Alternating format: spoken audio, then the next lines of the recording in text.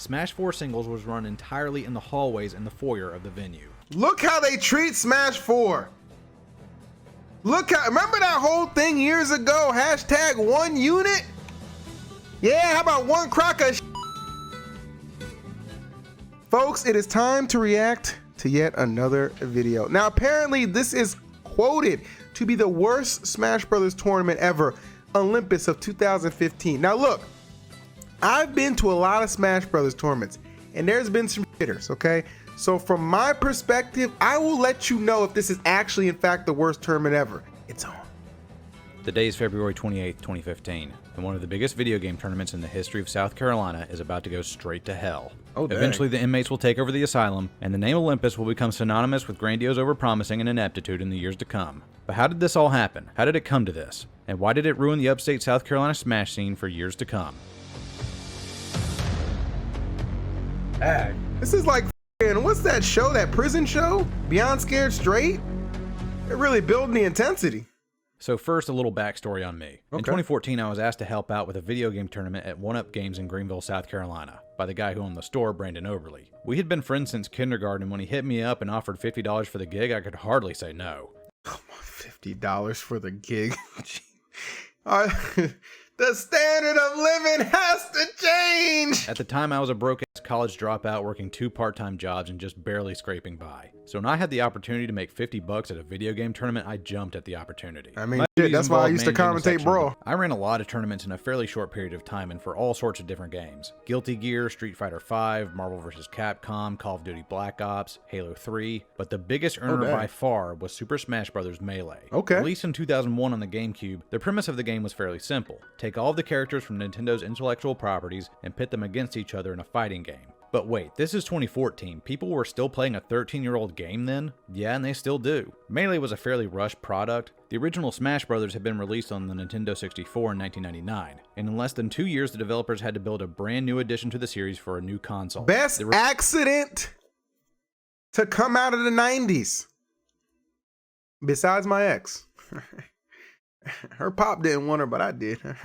Ole! The result was Smash Bros. Melee, a game that was an absolute masterpiece. And by 2014, pretty much all of its secrets had been found out by gamers, and the level of play top echelon players are now capable of is honestly jaw-dropping. Smash Bros. Tournaments always got tons of entrants. Street Fighter V or Marvel vs. Capcom might get 20 or 30 people to show up, but Smash Bros. Routinely brought in 50, 70, sometimes even 80 people. Whether these tournaments were held in Greenville at 1UP Games, the Tech Shack in Clemson, or in Charleston or Columbia, the Smash Bros. Scene in South Carolina was a big frickin' deal, and it made some serious cheddar. Another big tournament organizer on the scene This was guy Evan is Tripp. hilarious. Many of mine in December of 2014, Evan lets me in on a little secret. He's working with a professional Smash player named Matt Sharp, aka Star-Lord, to organize Olympus. Oh, I remember a massive Star-Lord. event that Holy will draw in crap. over 150 unique players with tournaments for nearly every Smash game ever released up to that point. Melee, Project M, a mod for Smash Bros. Brawl, and the newly released Smash Bros. 4 for the Wii U. Evan and Matt are hyped as hell for this. They even rent out a venue to deal with the massive crowd, the Clemson Arts Center.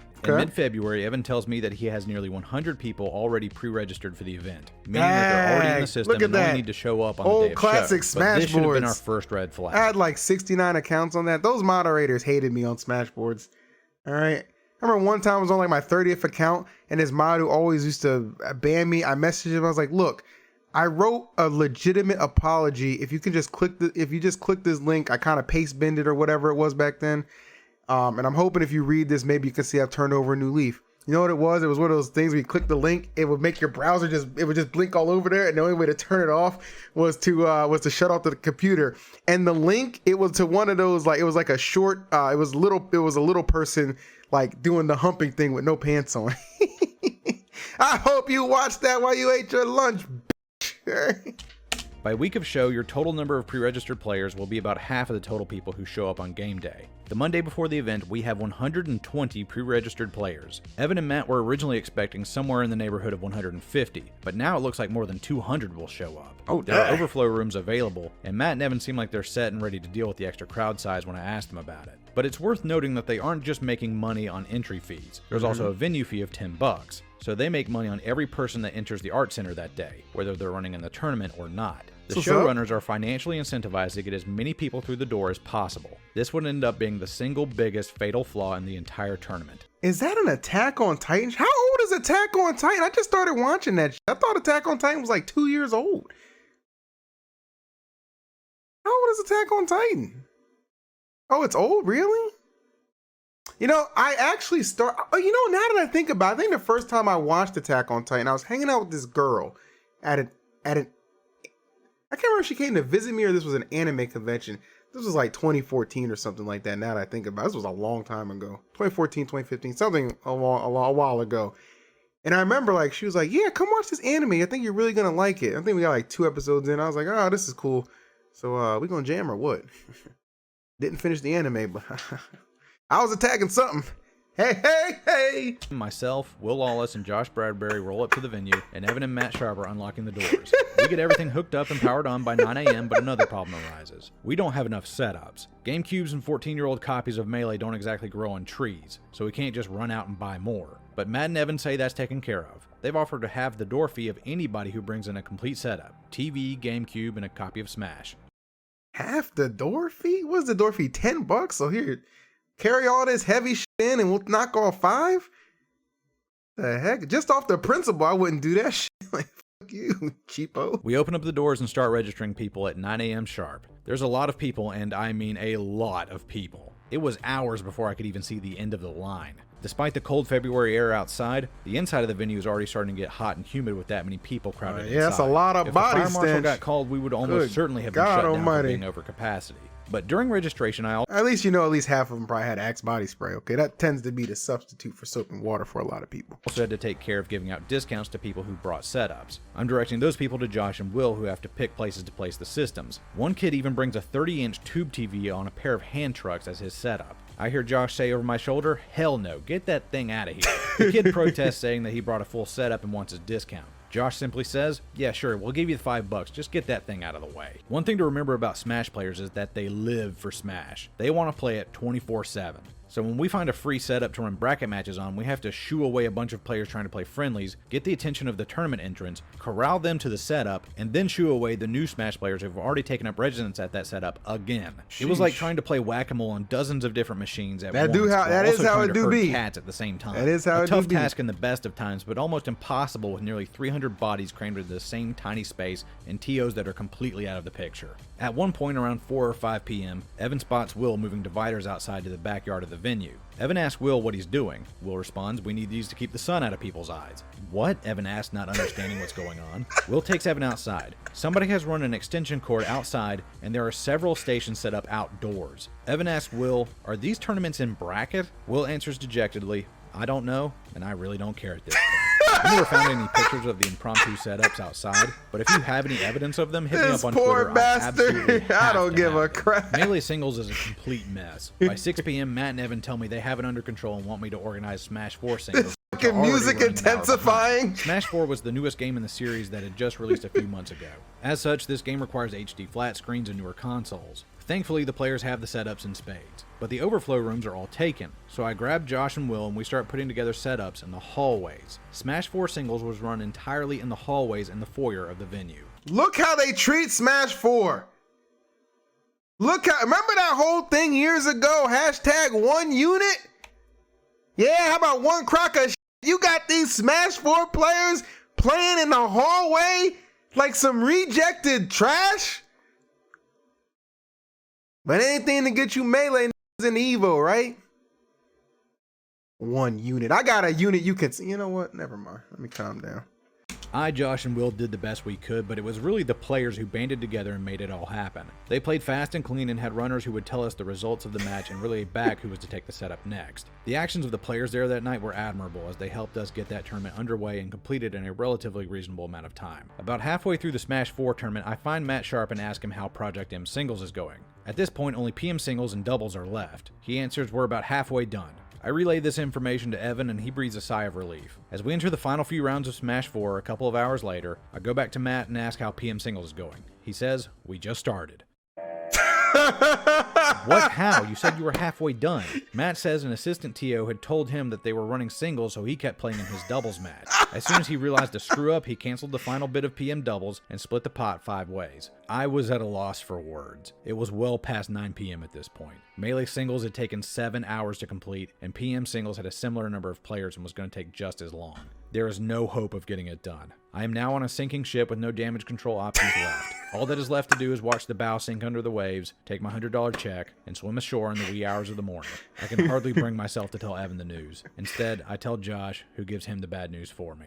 We have to be out of the venue by midnight, but Evan talks with the manager of the property and negotiates another hour. But 1 AM is the hard cutoff. We have to be packed up and out of the venue by then. The manager is locking the doors at 1 AM regardless of who or what is still inside. At midnight, PM Singles has finished its pools and moves to a 32-man double elimination bracket, but Evan and Matt call it quits. The prize pot will be split 32 ways, that's final, making the final payout $15 per person, just enough to cover the venue fee and the entry fee. Packing up the setups that belong to Olympus, some people are even still trying to play friendly matches as we try to herd people out the door. Josh unceremoniously rips an extension cord from the wall, plunging the final few friendly matches into darkness. Just leave, man. Just leave. Take your ass to Denny's or something. What's wrong with you, motherfuckers, bro? Oh my God. After some vulgarities are exchanged, the final few holdouts leave the venue. At 1 AM on the dot, we get the last setups loaded into Evan's CRV. We kind of just stand there a while not knowing what to say. Evan hands me, Josh, and Will Benjamin a piece, and we all head back to our homes. Josh and I were roommates at the time, and we had driven to the tournament together. We didn't say much on the ride back. It was a total disaster, and there wasn't much left to discuss. Plus, we were just too tired. What few stories we do exchange were just us venting from the whole ordeal. We try to piece together what went wrong, but we soon realized that listing what went right would make for a shorter list. On the 45-minute drive back to Pattersville from Clemson, we spot one bright spot on the way back, the welcoming red neon glow of a Jack in the Box. We stop for a consolatory burger, but my stomach is so tore up from drinking Red Bull all day that I can't even finish it. I come home, pick up an Amazon package at my door that thankfully hadn't been stolen, and fall face first onto my bed. I drift off to sleep thanks to pure exhaustion. The next day, the reviews are starting to trickle in on Smash boards and social media. Olympus was the worst Smash tournament in the history of South Carolina, bar none. The players from Georgia are ripping us to shreds. Evan and Matt go completely dark, not even attempting to do damage control for fear of further antagonism. Oh my God, no accountability. It seems to be a common theme lately. See? I never ran another tournament ever again. The reputation of the upstate Smash scene was pretty well tarnished by that point. Smash Carolina and Tiger Smash quickly fizzled out. Players from out of state were burned too badly to come back and give it another go, and the big time players knew to stay away. Evan told me sometime later that after a vase had been broken in one of the runoff rooms, he ended up only netting 1K for the event. Considering the headache that it was, the months of planning that had gone into it, and the damage to his reputation, it was hardly worth it. I had received $100 for what had been a 16-hour workday, and even if another tournament had popped up, I probably would have declined to help out anyway. 16 hours for $100. So you mean to tell me these TOs were still getting paid more than casters? Dang. Back then, I didn't know what triple digits was. Anyway, that about wraps it up. I'm Slapshoes, and I'm sorry you had to watch this. I am not. That was a very good video. That was a very good. Now, would I say that what I just listened to qualifies as the worst tournament?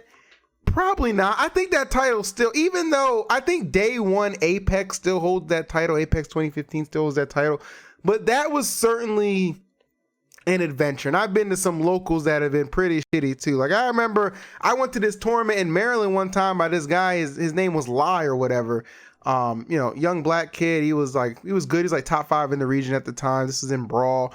And it was, he was talking, he's typing this up real big. I think like 50, it was at his house, right? It's going to be in the basement of his house. And like, I think like 60, 70 people like showed up to his house and we was in there and we had just paid and set up. And then his dad comes downstairs like, who the f are all these people? He's like, Dad, I told you I was having a tournament. I told you I was going to have a tournament today. You didn't tell me? No, Dad, I told you we're going to have a tournament today. Come up here. And like, he goes up there, we just hear all this yelling and like 5 minutes later, he's like, my dad's kicking the floor out, so, we gotta go. I'm sorry. And I'm like, what the fuck? We came all the way over here to have a tournament. I'm sorry. I'm gonna refund your money. I mean, you gonna refund gas too? You slack-jawed dummy? Anyway. That might have been a little too OD. But not OD enough for you not to consider to like, comment, and subscribe on the content. We drop it all the time. Guys, I don't know if you've noticed, but we are trending upwards towards 50 1,000 subscribers, something I wasn't sure we would be able to hit this year, but it's looking more and more like a reality. So if you do support the channel, the content, and my black ass, please make sure you like, comment, and subscribe, share the content, and just keep on coming back, because I'm going to keep on coming on. That didn't sound right. Yeah, leave it in. Fuck it.